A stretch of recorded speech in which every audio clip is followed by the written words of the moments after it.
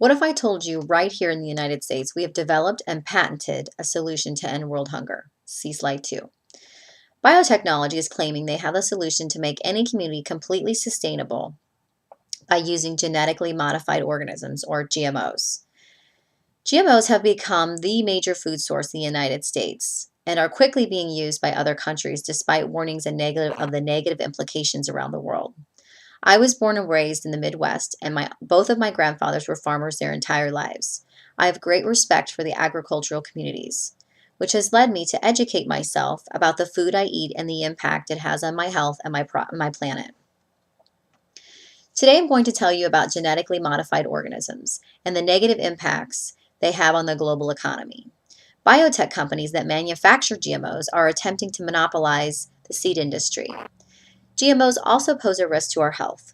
Alternatives to GMOs is more public funding for conventional non-GMO crop improvement, crop research, organic farming, and food consumption, and support legislation that restricts the use of GMOs.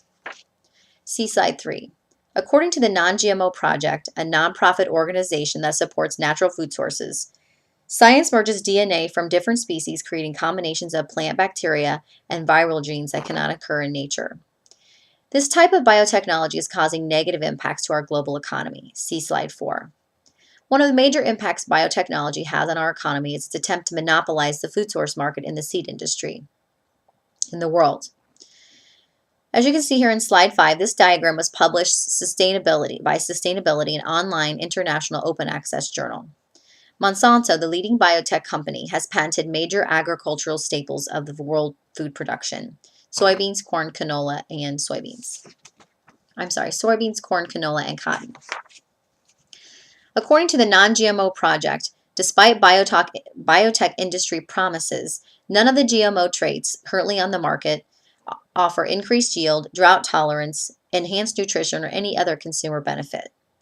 See slide 6. According to Crocodile, an online watchdog organization, Monsanto's GE soybeans were first introduced to the world in 1996. By 2004, these soybeans accounted for 85% of all soybean acreage, 76% of cotton acreage, and 46% of all corn acreage in the United States were all genetically engineered. Monsanto accounts for 23% of the global proprietary seed market. GMOs are not only threatening our economy, but they pose a risk to our public health as well. See slide 7. According to the Non-GMO Project, nearly 50 countries around the world, including Australia and Japan, and all the countries of the European Union, there are significant restrictions, if not outright bans, on the production and the sale of GMOs. In the United States, the government has approved GMOs based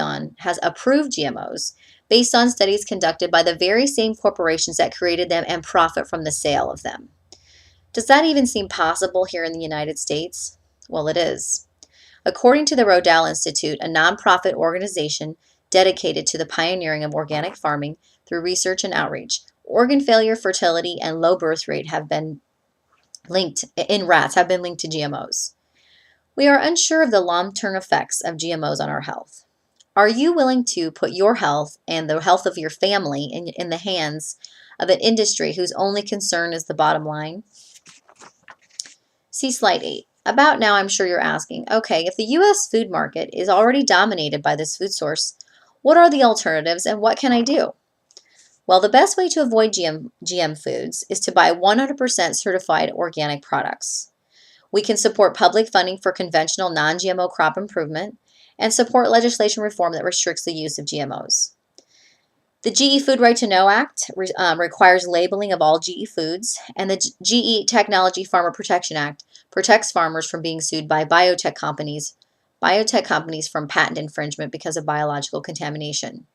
On slides 9 and 10, I have listed informational websites as well as legislational reform websites for the restriction of GMOs.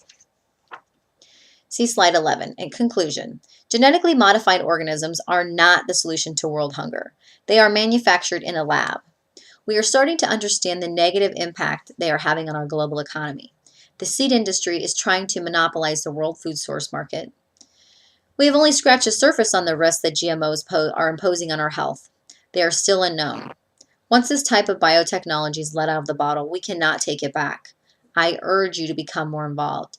Become your own health advocate by buying 100% organic foods, supporting the economy by promoting public funding for non-GMO crop improvement, and contact your state representative, letting them know that you support legislative reform that restricts the use of GMOs in the United States.